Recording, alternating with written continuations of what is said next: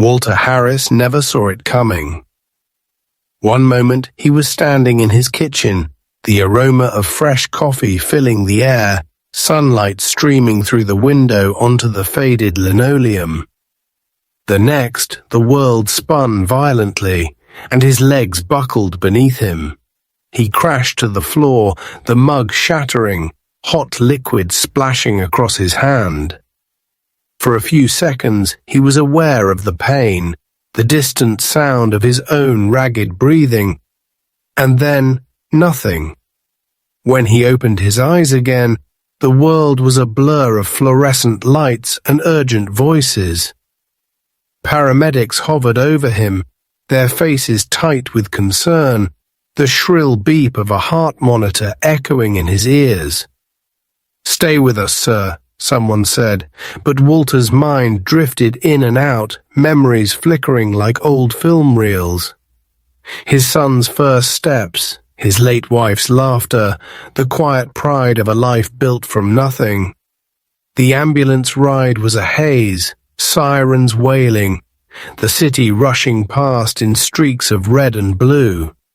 At the hospital, a team of doctors and nurses worked frantically, voices overlapping as they called out numbers and orders.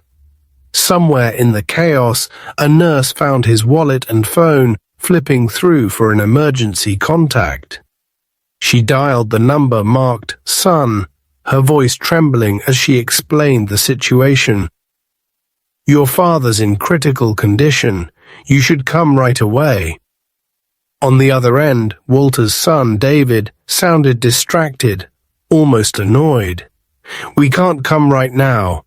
We're busy taking our son to soccer practice." The nurse's voice grew urgent. "Sir, tonight might be his last. He may not make it through the night." There was a pause, then a cold reply. "We'll see what we can do." The call ended. Walter, drifting in and out of consciousness, caught fragments of the conversation, the words echoing in his mind like a bad dream. He waited, hoping for the sound of familiar footsteps, a hand on his shoulder, a voice telling him he wasn't alone. But the door never opened. The doctors did what they could, but as the night deepened, Walter felt a different kind of pain, a hollow ache that no medicine could touch.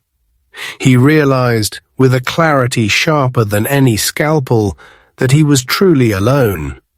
And as the machines beeped and the nurses whispered, Walter made a silent vow. If he survived this, he would never let himself be taken for granted again.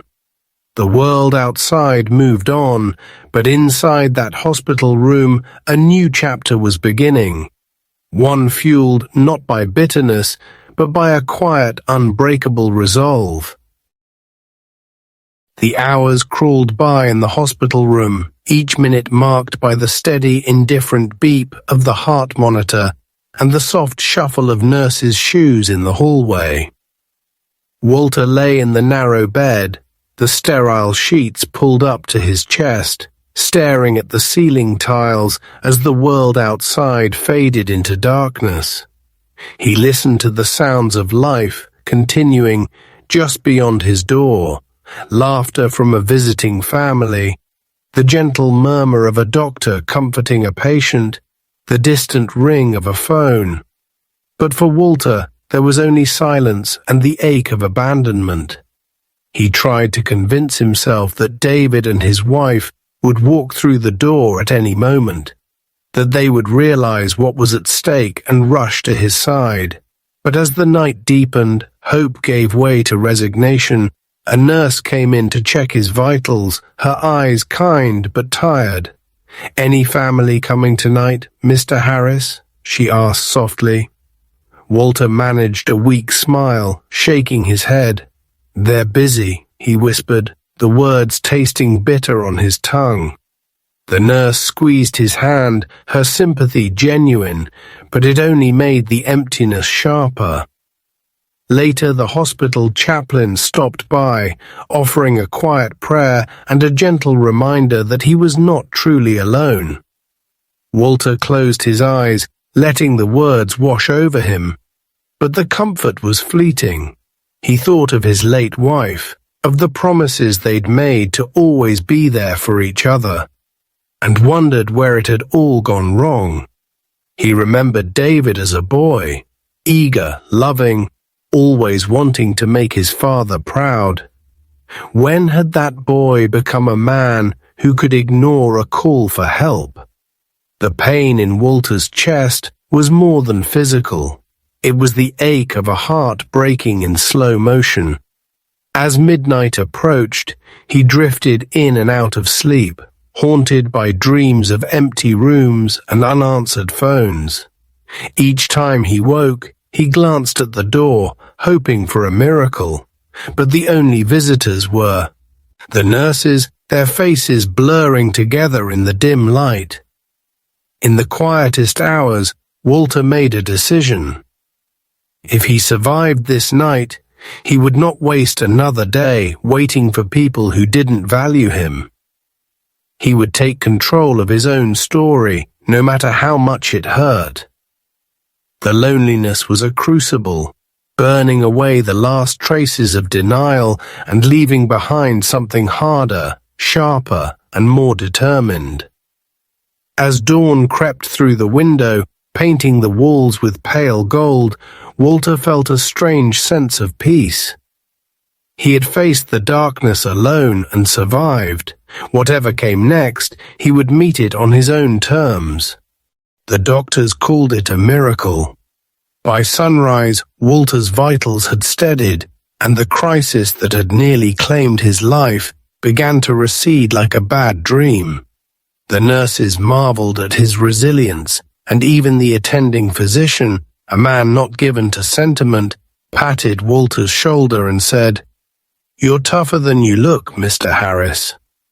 But as the medical team celebrated, Walter's mind was elsewhere, drifting through the corridors of memory. He remembered the first time he held David in his arms, the way his son's tiny fingers had wrapped around his own, the fierce promise he'd made to always protect him. He remembered birthday parties, scraped knees, late-night talks about dreams and disappointments. But as the years passed, those moments had faded, replaced by awkward phone calls, missed holidays, and a growing sense of distance. Walter saw now, with painful clarity, how he had been slowly erased from his son's life, how every invitation declined, every visit postponed, had chipped away at the bond they once shared. The memory of last night's abandonment burned in his chest, sharper than any physical pain. He replayed the nurse's words, "Tonight might be his last," and David's cold reply, the way his own son had chosen a soccer practice over a final goodbye. The betrayal was complete, and as Walter lay in the hospital bed, he realized he could never go back to the way things were.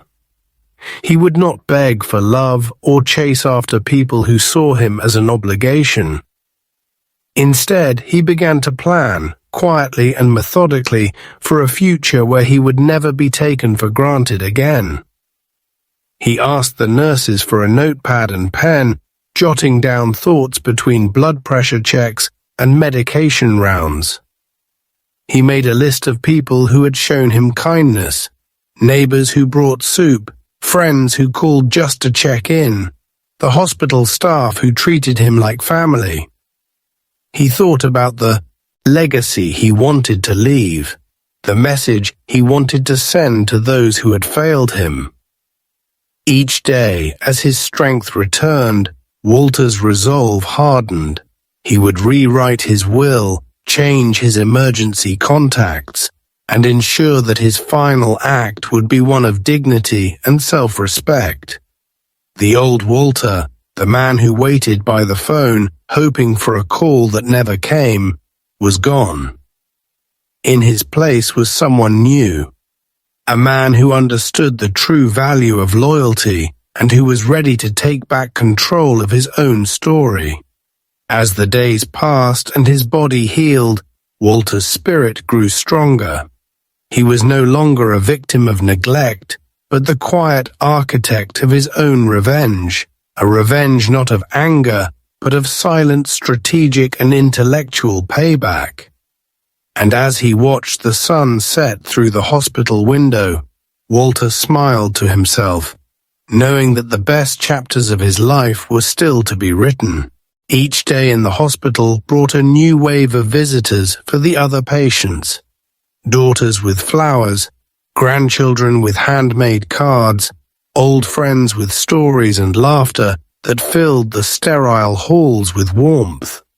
Walter watched from his bed as the parade of love and concern passed by his door. The empty chair beside him, a silent testament to the life he'd built, and the family that had drifted away. Nurses would pause at his doorway, sometimes lingering a moment longer, their eyes soft with sympathy. "Any family coming today, Mr. Harris?" they'd ask, and Walter would shake his head with a practiced smile, the ache in his chest growing heavier each time. He found himself envying the man in the next room, whose children never left his side, whose wife read to him every afternoon. The contrast was stark, and it forced Walter to confront the truth he'd tried to ignore for years. He was alone, not by fate, but by the choices of those he loved most. The realization was both devastating and liberating. He no longer felt the need to make excuses for David or his daughter-in-law, no longer clung to the hope that they would suddenly remember the man who had sacrificed so much for them. Instead, Walter began to focus on the people who had shown him kindness without obligation. The nurse who brought him extra pudding, the orderly who shared stories about his own father, the volunteer who sat with him during the long, lonely afternoons. He started writing thank you notes, small tokens of gratitude that seemed to surprise and delight the staff. In those quiet moments, Walter found a new sense of purpose. He asked the hospital social worker to help him update his will and power of attorney, making sure that his modest savings, his house, and even his old car would go to those who had truly cared for him. He left nothing to chance, determined that his legacy would reflect the lessons he'd learned in this stark, fluorescent-lit room. Each signature, each notarized document felt like a step toward reclaiming his dignity. Walter also wrote a letter to David, not out of anger, but as a final honest account of his feelings. A letter that would be delivered only if the worst happened. As the days passed, Walter's body grew stronger, but his heart grew harder, forged in the fire of disappointment and loneliness. He realized that the empty chair beside his bed was not a symbol of failure, but of freedom, the freedom to choose who deserved a place in his life and who did not. And as he watched the sun rise over the city, painting the hospital walls with gold, Walter knew that he was finally ready to let go of the past and embrace whatever future he could build for himself on his own terms. The day of Walter's discharge arrived with little fanfare, just the soft shuffle of nurses' shoes and the distant hum of a floor polisher echoing down the hallway.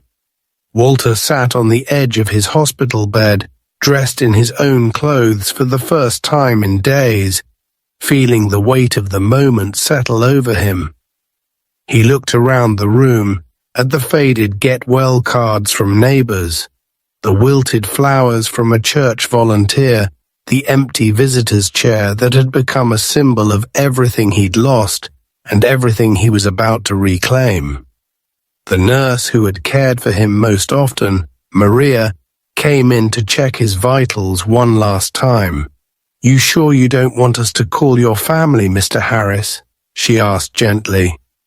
Walter smiled, a quiet strength in his eyes. "No, Maria, I've made other arrangements." He handed her a sealed envelope, his handwriting neat and deliberate on the front.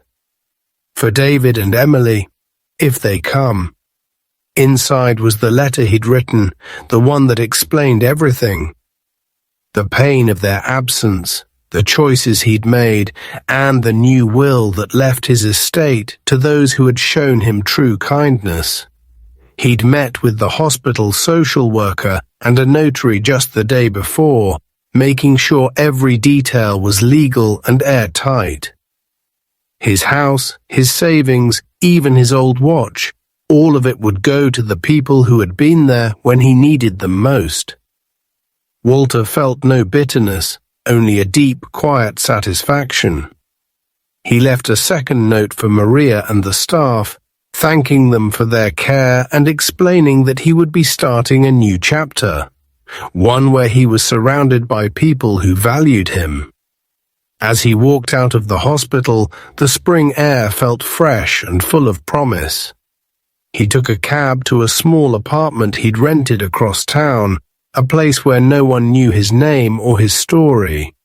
There he began to build a new life, one filled with small joys, new friendships, and the peace that comes from knowing you've taken control of your own destiny. Back at the hospital, Maria placed the envelope on Walter's neatly made bed, just as he'd asked. "For his family," she told the head nurse, "if they ever show up." The room felt different now, not empty, but full of the quiet power of a man who had chosen his own ending. Walter knew that someday David and Emily would come looking for him, expecting gratitude or forgiveness. Instead, they would find only his words and the consequences of their choices. And as Walter settled into his new home, he felt lighter than he had in years, ready to face whatever came next with dignity and resolve. A week had passed since Walter's discharge when David and Emily finally made their way to the hospital. Their son's soccer season now over, their schedules suddenly less crowded. They walked through the automatic doors with a sense of mild annoyance, expecting to find Walter frail and grateful for their belated attention. Emily clutched a grocery store bouquet. David rehearsed a few lines of apology in his head, and together they made their way to the nurse's station. "We're here to see Walter Harris," David announced, his tone brisk. The nurse on duty glanced at the chart, her expression unreadable. "Room 214, she said. But there was a pause, a flicker of something in her eyes that David didn't catch. They walked down the hall, the familiar antiseptic scent filling their nostrils, and pushed open the door to Walter's room. The bed was empty, the sheets neatly made, the only sign of life a single envelope resting on the pillow. For a moment, panic flickered across David's face. "Where is he?" he asked, his voice rising.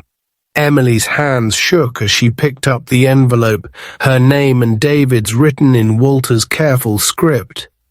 The nurse appeared in the doorway, her voice gentle but firm. "Mr. Harris was discharged last week. He left that for you." David tore open the envelope, his eyes scanning the letter inside. The words hit him like a punch to the gut. "You chose soccer practice over your father's life. I have chosen to spend the rest of my days with people who value me. My lawyer will be in touch." "Goodbye," Emily gasped, her face draining of color as she read over David's shoulder. The room seemed to close in around them, the silence deafening. For the first time, David felt the full weight of his choices. The missed calls, the ignored messages, the decision to put convenience over compassion. He looked at Emily, searching for comfort, but found only guilt and fear reflected in her eyes. The nurse watched them for a moment, then quietly left, closing the door behind her. Alone in the room, David sat on the edge of the bed, the letter trembling in his hands. He realized that Walter was gone, not just from the hospital, but from their lives. His absence a void that could never be filled. The bouquet slipped from Emily's fingers, petals scattering across the floor. They had come too late, and now all that remained was a note and the bitter taste of regret. As they sat in the empty room, the reality of what they had lost settled over them like a shadow. And for the first time, they understood that some wounds could never be undone. The drive home from the hospital was silent, the letter resting on David's lap like a stone. Emily stared out the window, her mind racing with questions and regrets, while David gripped the steering wheel, replaying every moment he'd ignored his father's calls, every excuse he'd made to justify his absence. The house felt colder than usual when they arrived, the air heavy with the weight of what they'd just read. They barely spoke as they went through the motions of their evening routine, the letter propped on the kitchen counter, a constant reminder of the reckoning that had finally come. The next morning, as David sipped his coffee in a daze, his phone rang. The caller ID displayed a name he hadn't seen in years. Law Office of Margaret Lane. He answered with a shaky voice, and the lawyer's tone was brisk but not unkind. Mr. Harris, I'm calling regarding your father's estate. He asked me to inform you that his will has been updated. I'll be sending you and your wife a formal letter, but I wanted to let you know personally. Walter has left his house, his savings, and all personal effects to several charities, as well as to individuals who cared for him during his illness. You and your wife are not included as beneficiaries. David's mouth went dry. There must be some mistake, he stammered, but the lawyer's voice was firm. There is no mistake, Mr. Harris. Your father was very clear in his wishes. He left a letter for you, which you've already received. If you have any questions, you can contact my office, but the will is final and legally binding. The call ended, leaving David staring at his phone in disbelief. Emily sat down beside him, her face pale. What are we going to do? She whispered, but David had no answer. The days that followed were a blur of paperwork and phone calls, each one confirming what they already knew. Walter had cut them out of his life, and there was nothing they could do to change it. The charities and hospital staff who had shown Walter kindness received heartfelt letters and small inheritances, while David and Emily were left with nothing but memories and regret. Friends and neighbors, once sympathetic, now looked at them with a mixture of pity and judgment. The story of Walter's final act spreading quietly through the community. David tried to write a letter to his father, hoping for forgiveness, but the words rang hollow. He realized too late that some opportunities are lost forever, and that the true cost of neglect is measured not in dollars, but in the love and trust that can never be reclaimed. As the weeks passed, the house felt emptier, the silence a constant reminder of what they had lost. And in the quiet moments before sleep, David would reread Walter's note, the words echoing in his mind like a final unanswerable question. Who will be there for you when you need it most?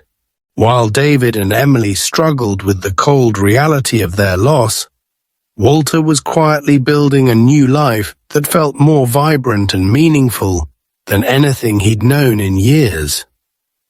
His modest apartment, though small, was filled with sunlight and the laughter of new friends, neighbors who checked in on him, volunteers from the hospital who stopped by with homemade meals, and even Maria, the nurse who had cared for him, now a regular visitor and confidant. Walter joined a local community center, where he found himself welcomed into a circle of people who valued kindness and conversation over obligation. He volunteered in the garden, taught chess to children after school, and discovered a joy in simple things. A cup of coffee shared on the porch, a walk through the park, a birthday card from someone who remembered. Each day, Walter felt his spirit grow lighter, the wounds of abandonment slowly healing as he realized he was surrounded by people who chose to be there, not out of duty, but out of genuine affection. He wrote thank you notes to everyone who had touched his life during his hospital stay, and when the charities received their gifts from his estate, he was flooded with letters of gratitude and stories of how his generosity would help others. The sense of purpose and belonging was something he hadn't felt in years. Meanwhile, David and Emily's world grew smaller and quieter. The house that once felt full now echoed with silence, and the friends who had once envied their comfortable life now kept their distance, unsure what to say. David tried to fill the void with work and routine, but nothing could erase the knowledge that he had failed his father when it mattered most. Emily, too, was haunted by regret, her dreams filled with images of Walter's empty hospital bed and the note that had changed everything. They reached out to Walter, but their calls went unanswered. Their letters returned unopened. Walter had made his choice, and for the first time in his life, he felt no guilt about putting his own happiness first. He spent his days in the company of people who valued him, his laughter and wisdom a gift to those who had never taken him for granted. As the seasons changed, Walter's heart healed, and he found peace in the knowledge that he had reclaimed his dignity and written his own ending. The past could not be changed, but the future was his to shape, and he chose to fill it with love, friendship, and the quiet triumph of a man who had finally learned to value himself. As the months slipped by, the contrast between Walter's new life and the emptiness that had settled over David and Emily's home became impossible to ignore. Walter's days were filled with purpose and connection. He organized community potlucks, helped neighbors with their gardens, and became a fixture at the local library, where he read stories to children and offered quiet advice to anyone who needed it. The people around him valued his wisdom and kindness, and Walter found himself invited to more dinners and celebrations than he could ever have imagined. He was no longer the man waiting by the phone for a call that never came. He was the heart of a new chosen family, one built on respect and genuine care. Meanwhile, David and Emily's world grew lonelier. The friends who once filled their weekends drifted away, uncomfortable with the story that had spread through the community. David's work no longer brought him satisfaction, and Emily's days felt hollow. Her attempts to reconnect with Walter met only with polite, distant replies from his lawyer. They tried to fill the void with new hobbies and distractions, but nothing could erase the ache of regret or the knowledge that they had been the architects of their own isolation. One evening, as they sat together in the quiet living room, David finally spoke the words that had haunted him for months. "We lost him, Em. Not because he left, but because we let him go." Emily nodded, tears in her eyes. "I thought we had more time. I thought he'd always be there, waiting." The silence that followed was heavy with understanding. They realized, too late, that family is not just a matter of blood, but of presence, compassion, and the willingness to show up when it matters most. Walter's note, once a source of anger and disbelief, became a lesson they could not ignore. They began to reach out to others, volunteering at the hospital, checking in on elderly neighbors, trying to rebuild the connections they had neglected for so long. It was not redemption, but it was a start. Across town, Walter watched the world bloom around him, grateful for the second chance he had given himself. He knew that forgiveness was not always possible, but growth was. As he sat in the park, surrounded by laughter and sunlight, Walter felt a quiet pride in the life he had chosen. A life defined not by what he had lost, but by what he had found. Dignity, friendship, and the unbreakable truth that it is never too late to choose your own happiness. The first anniversary of Walter's collapse arrived on a gentle spring day. Sunlight streaming through his apartment window and the scent of blooming lilacs drifting in from the garden below. Walter sat at his small kitchen table, a cup of coffee warming his hands, and looked out at the world he had built for himself. A world that a year ago he never could have imagined. The community center had become his second home, a place where his laughter and stories were welcomed, where his advice was sought and his presence cherished. He had become a mentor to young volunteers, a friend to neighbors, and a beloved grandpa to children who had never known their own. The hospital staff who had once been strangers were now regular guests at his table, sharing meals and memories, their kindness a constant reminder that family could be chosen as well as born. Walter's days were full, but never rushed. He moved through life with a quiet confidence, savoring each moment, each conversation, each act of kindness. He had learned to forgive, not just David and Emily, but himself, for all the years he had waited for love that never came.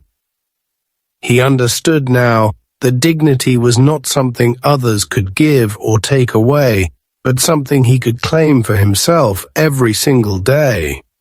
Across town, David and Emily continued their slow journey toward understanding, their lives forever changed by the lesson Walter had left behind.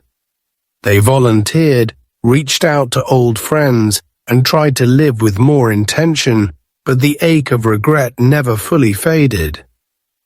Sometimes, on quiet evenings, David would sit with the letter Walter had left, reading it again and again, searching for forgiveness in the spaces between the words.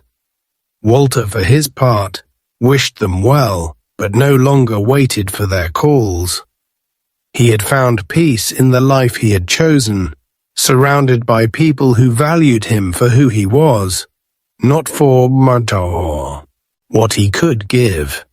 On the anniversary of his second chance, Walter hosted a small gathering in the community garden, inviting everyone who had become part of his new family. As the sun set and laughter filled the air, he stood to offer a toast, his voice steady and full of gratitude. "We can't always choose what happens to us," he said, "but we can choose how we respond. I chose to live, to forgive, and to surround myself with love. That is my triumph." The applause was gentle but heartfelt, and as Walter looked around at the faces illuminated by the golden light, he felt a peace deeper than any he had ever known. His story was not one of revenge, but of renewal, a testament to the power of self-respect, resilience, and the quiet joy of living well. And as the stars appeared overhead, Walter knew that in the end, the greatest victory was not in what he had lost, but in all that he had found.